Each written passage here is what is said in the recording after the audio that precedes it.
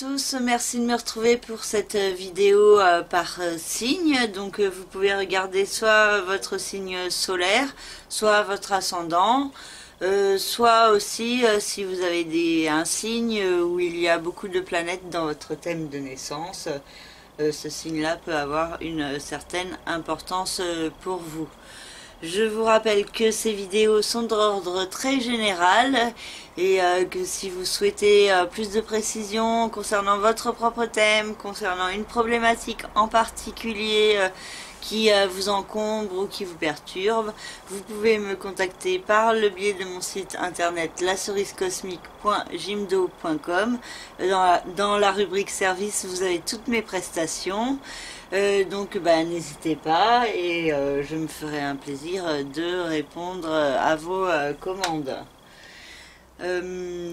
Je vous souhaite à tous une très belle lunaison.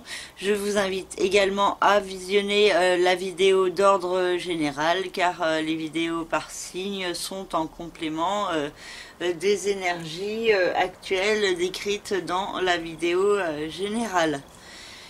Je vous remercie également de vos commentaires, de vos likes, de vos abonnements et je vous souhaite une belle écoute. Le signe du Sagittaire qui se trouve ici, le Soleil, la Lune, Vesta, Neptune et Mercure se trouvent dans le secteur de la famille, de la résidence. Et donc il y a certains éléments qui peuvent être mis en lumière plus fortement concernant ce domaine de votre vie. Beaucoup de communication et de réflexion sur comment acquérir plus d'harmonie et comment réaliser vos rêves dans ce domaine de votre vie. Cela peut également créer quelques tensions ou perturbations intérieures. Parce que quand il y a des rapports avec les liens familiaux, ça peut aussi toujours avoir un effet miroir et nous renvoyer à certaines parts de nous qu'on n'a pas forcément dans la vie quotidienne. Après, il y a donc la possibilité de vous diriger vers un idéal concernant ce domaine de votre vie. Donc certains projets pourraient se mettre en place lors de cette lunaison. Saturne et Pluton dans le signe du Capricorne indiquent toujours la notion d'une régénération au niveau financier et matériel, une nouvelle construction, stabilité qui se met progressivement en place, qui est déjà en cours. Et donc il y a donc la nécessité de se montrer responsable au niveau financier, mais aussi cohérent avec soi-même, et donc la nécessité de faire quelque chose que l'on aime vraiment dans sa vie peut ressortir plus fortement.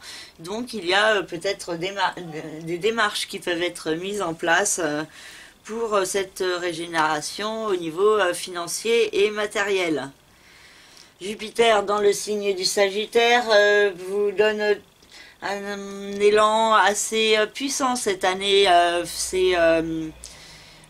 Jupiter, c'est la planète de l'expansion, de la chance, des opportunités. Donc cela peut vous donner fortement le besoin de mieux vous affirmer, de mieux vous imposer et d'être plus authentique dans votre vie. Ça peut aussi faire fourmiller intérieurement des centaines de projets. Les Sagittaires ont souvent plein de projets en tête. Donc à vous de réfléchir à certaines démarches à mettre en place et surtout à ne pas être trop excessif. Donc attention à ne pas vouloir aller trop vite, à être trop pressé ou au contraire à être trop dans le lâcher prise et à ne rien faire. Donc un juste équilibre est à trouver dans vos projets et dans la mise en place de ceux-ci. Attention à ne pas être trop excessif aussi au niveau des autres, dans votre façon de vous exprimer ou de vous imposer. Ou au contraire, donc soit d'être trop théâtral, trop explosif, ou au contraire trop fermé et trop hermétique.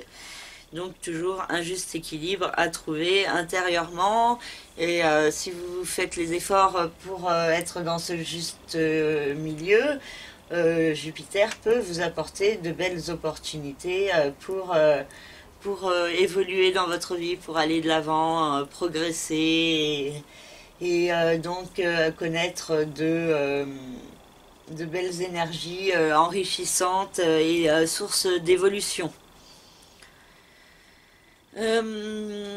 Uranus et Mars se trouvent dans le signe du Taureau et ont une incidence sur le secteur de la vie quotidienne, du travail, de la santé et du bien-être. Donc il y a des démarches qui peuvent être mises en place pour mettre certaines transformations en place, soit par le biais d'un nouveau travail, d'une nouvelle activité professionnelle, ou alors par des changements dans votre vie quotidienne, par du sport, ou, ou des activités assez actives et dynamiques, dans votre vie quotidienne.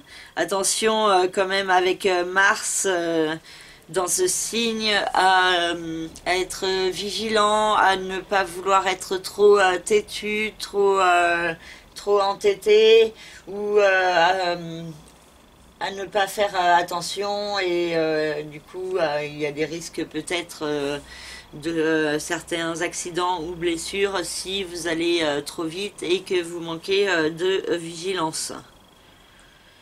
Vénus se trouve dans le signe du Verseau, dans le secteur de l'intellect, de la communication, des petits déplacements et des frères et sœurs. Donc il y a par le biais de la communication la possibilité d'acquérir une harmonie intérieure, de vous sentir bien, inspiré et donc de bénéficier de tact, de diplomatie pour communiquer au mieux ce que vous pensez, des bons contacts avec vos frères et sœurs également et des petits déplacements qui peuvent être source de joie et de bien-être.